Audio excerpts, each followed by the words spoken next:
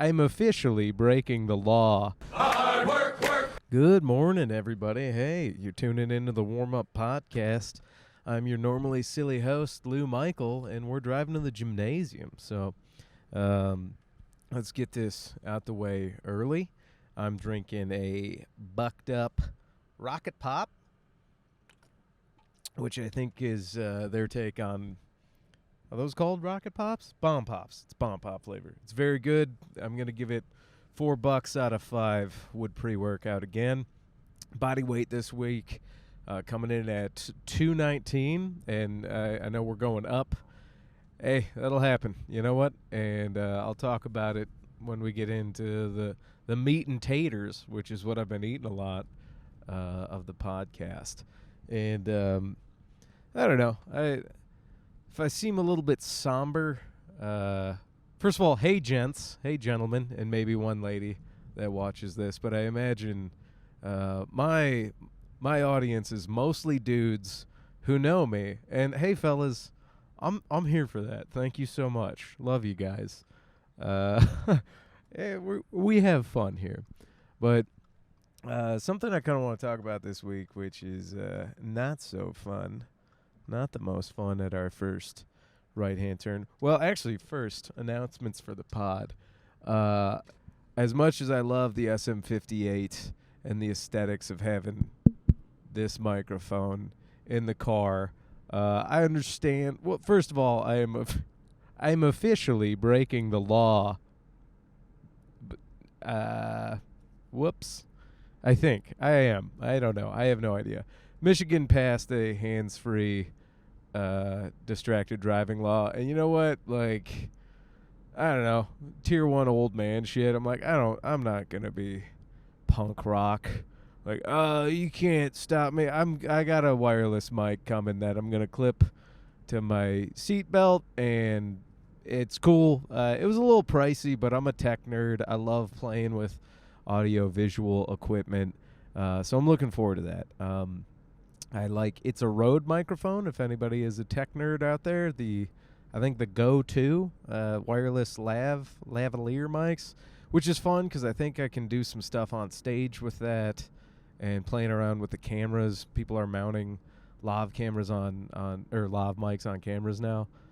So cool, technology is getting out there, and I'm looking forward to it. Hopefully Sweetwater will get that to me by the time I film next week. Also, I took a week off because staycation, vacation, little mental health break, I'm beholden to no man except Uncle Sam and myself, and occasionally Mom and Dad. Mom and Dad are not both men. You get it. I don't know.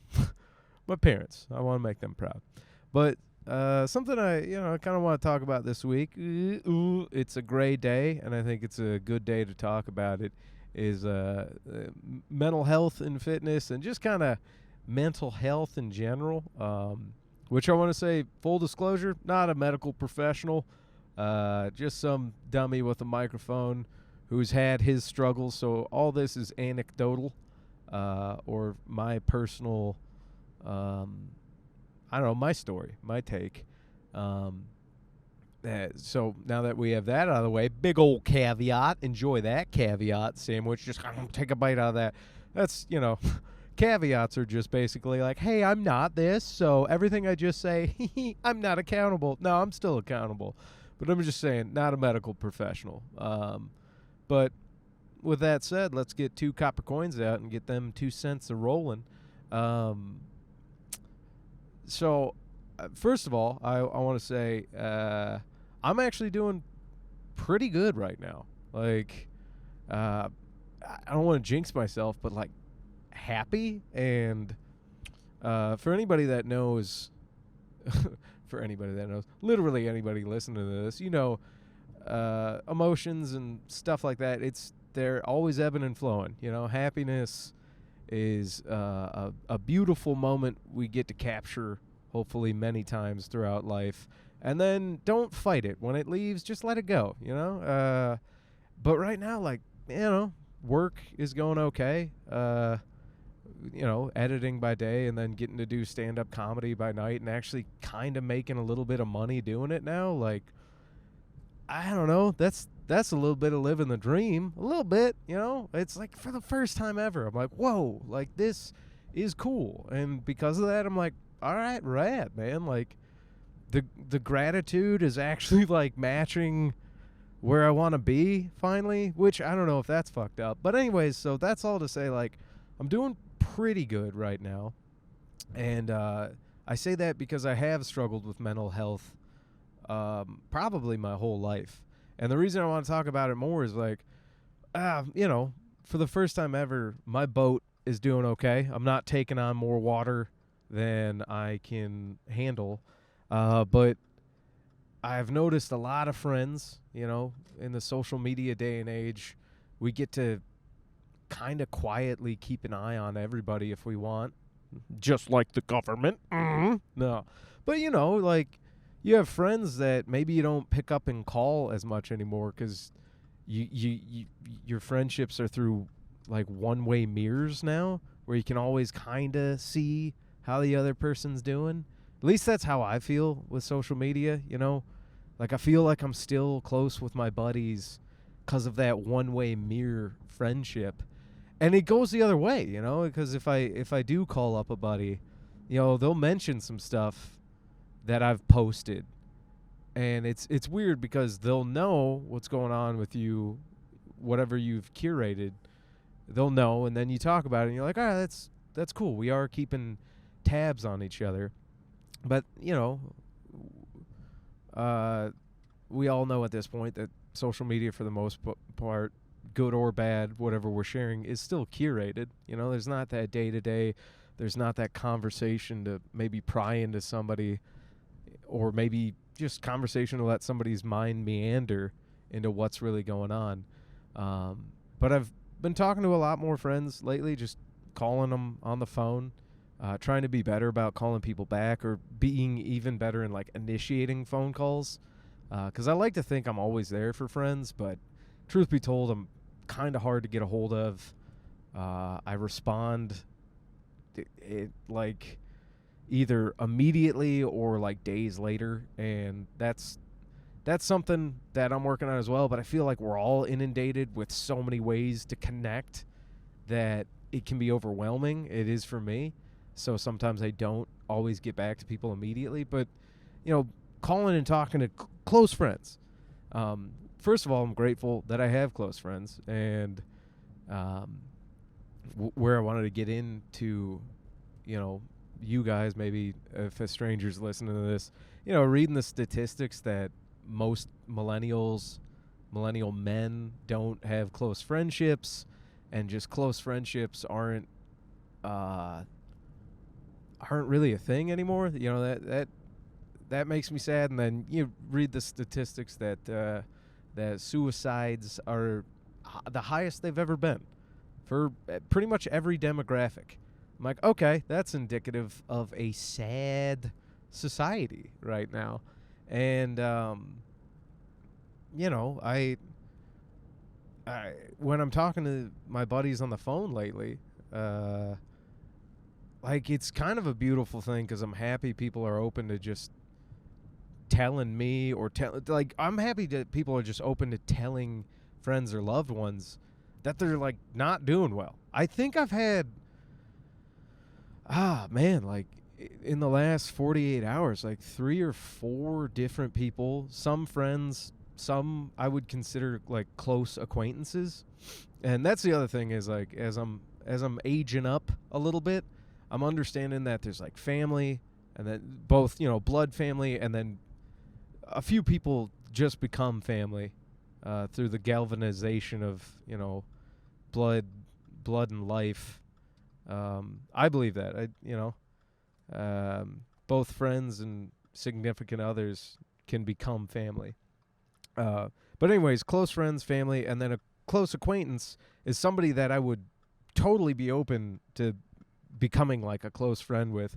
But just through happenstance, maybe you don't see him enough or any of that. But anyways, so, you know, now that we've all agreed on the different descriptions of social interactions, in the last 48 hours, I think I've had 3 or 4 different people tell me, like, openly that they are depressed, just flat out struggling with depression. And like the beautiful thing is, I'm like, holy shit, cool. We're not even hiding it anymore. Like, not calling it the sadness or the blues or seasonal affect disorder, because like, it's fucking August. Nice try, Midwestern polite people. When somebody says they have seasonal seasonal affective disorder or whatever in like the fall or maybe the spring, deep winter, I'm like, sure. But like midsummer, I'm like, come on. End summer, I'm like, you're just depressed. It's fine. And that's honestly what really seasonal affective disorder is. I'm like, you just have depression. Maybe it's the weather. Sometimes it is, but let's be honest, I've been happy as fuck in the dead of winter before. Or not happy, but not depressed and happy. You get what I mean. But with these different people all being so open about struggling with depression, I try to listen and like actually be there. And I think, from my I'm not a doctor, understanding of it, but what I've been told by doctors, and I've talked to doctors about depression, I've talked to therapists, I've dealt with that. It's an ongoing struggle. The thing about depression is, for me anyways, and I think for everybody, like it's an incurable disease, but it is very treatable. I think you have to treat it like a, I don't know if habitual is the right term, but perennial, I don't know. I think no matter what, if you actually have depression, real depression, no matter what, it's part of it is always going to be there with you. Like gout. You'll get flare-ups, right? That's a horrendous comparison, and I'm not trying to make light of it. But, so I just want to say, like, yeah, I think one of the biggest things I've learned in my experience with it is the first step for helping anybody with it is just listening. Just holy shit, when a buddy tells you they're depressed, like, I think the worst thing you can do is kind of be like, oh, that sucks. Well, hope you feel better. I'm like, all right, like, I get it. Maybe if you're dealing with your own shit, you kind of have to cut it off and move on, because we all have finite empathy throughout a day, week, month, year, whatever. It's empathy has to be recharged. So I understand if you're at a point in your life where it's like, fuck, dude, I don't have $1 empathy to give. Sometimes we see homeless folk out there, and it's like, buddy, I don't have $1 for you because I need that $1. I understand that can be like that with empathy. But like I said, my boat's not super full lately, so I just kind of listen to these buddies. And besides sitting there, actually listening, offering some kind words, if you can, and maybe like a little bit of advice, because I think the biggest thing is listening. And then it's like, I'm not going to be able to solve their problems. Like, really, I don't think any of us. But then again, it's like that. When I've been low, I'm like that. That's not really what it's about. I think just being heard is a good treatment alone, and then suggesting, like, hey, maybe go get professionally heard. I think that's always my next. After they've been heard, if they're still struggling, like, yeah, now let's have a professional listener chime in, maybe. And I understand the resources for that are tough, but I understand that telehealth is actually probably a good thing for a lot of people. I hope.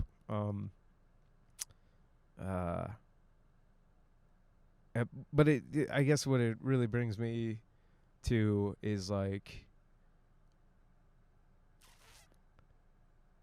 oh man, sorry, this is a little bit too heavy for the silly driving to the gym dumb podcast.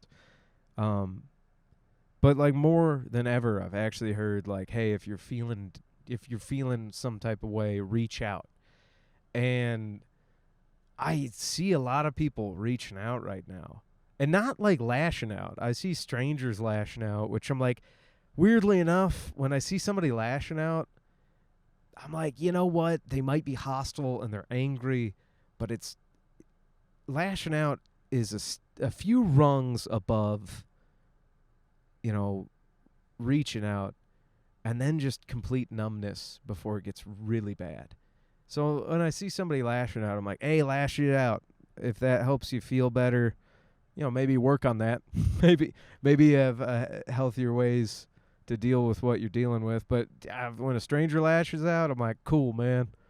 Even right now, lash out, get it out. Fuck it, man. I'll take that hit. If I'm gonna try and be a dummy entertainer, if lashing out helps, I'm not gonna say it doesn't fuck with me, but if it helps you, let's do it.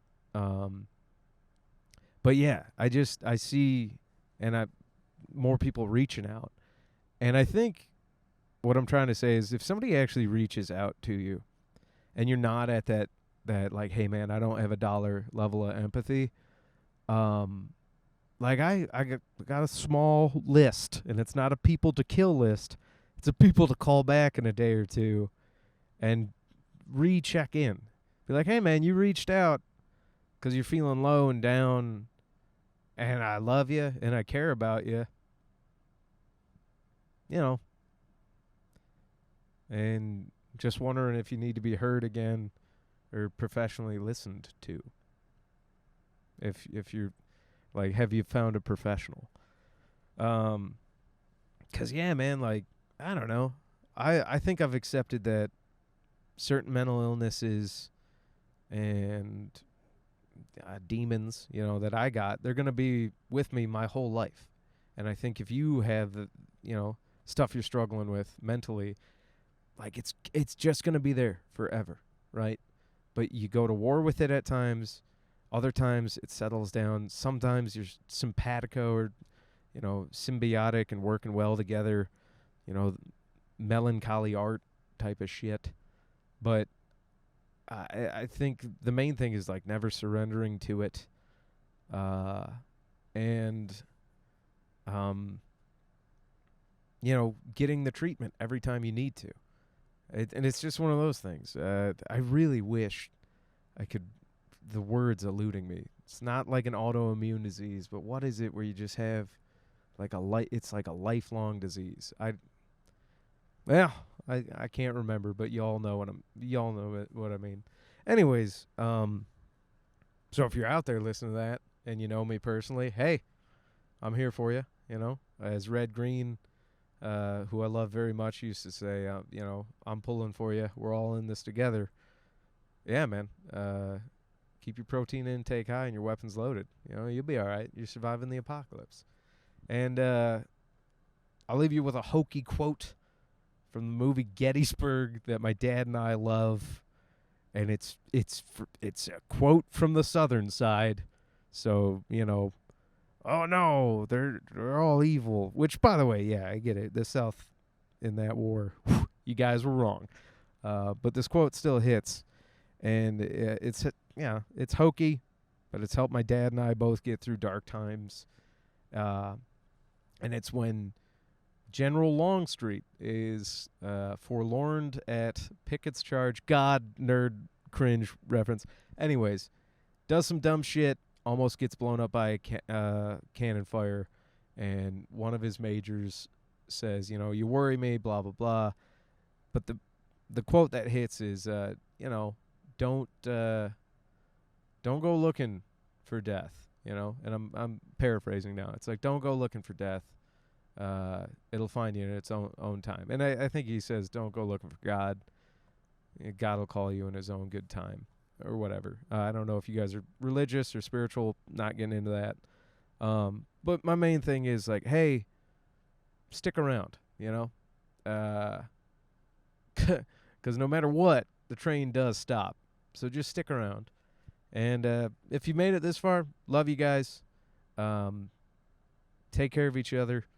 I understand the hopelessness that can be bombarded at us, but like get grounded again, look around your actual surroundings, look around the people that are close to you, have that human connection. If you don't have anybody, by the way, maybe this is a different podcast to get to, but like going out into the world and meeting people can be like very scary. I understand that social skills are kind of like something generationally we got to work on, but I'm like, just go out there and talk to people. Most people are default setting face to face. Most people are good people. So, you know, find a hobby, find something that's interesting, go out, talk to a stranger. Don't even try to make a friend, but if you got nobody, just talk to a stranger. See how that goes. You'll find some friends. So anyways, geez, wow. This is a long one. Not funny at all. This is going to be a fun one to chop up and put out there as a trailer. But now the warm-up song for you guys that are here for it. A little fun one, just to get the blood pumping, maybe some smiles. This is sometimes I put on a song that it almost seems like a comedy, right? Because it brings that much joy or like silliness into my life. And not like a comedy song, just the way it's written, performed, the notes just seem comedic and fun in nature. And the song I picked today is a nice juxtaposition to the heavier subject matter, I guess, which is That's Not My Name, radio edit by the Ting Tings. And God damn it, if by the end of the song you're not shifting your shoulders a little bit going, that's not my name, that's not my name, that's not my name. Come on, kill you. No, I'm kidding. I was be like, kill yourself. Don't. All right, guys, I love you. That's the warm up podcast. Hope you had a good one. We're gonna listen to That's Not My Name radio edit by the Ting Tings. Nobody's got 5 minutes for that silly song. Give me a 3-minute silly song. Move it on. All right, guys. I love you. Take it easy. I'll see you around. See you next week, hopefully with a new microphone. All right. Bye-bye. Bye. Bye. Also, I hope I didn't jinx myself. I'm actually doing pretty good right now. So, but when my boat taketh on too much water, please somebody come help me with a bucket, All right. I love you guys. Bye.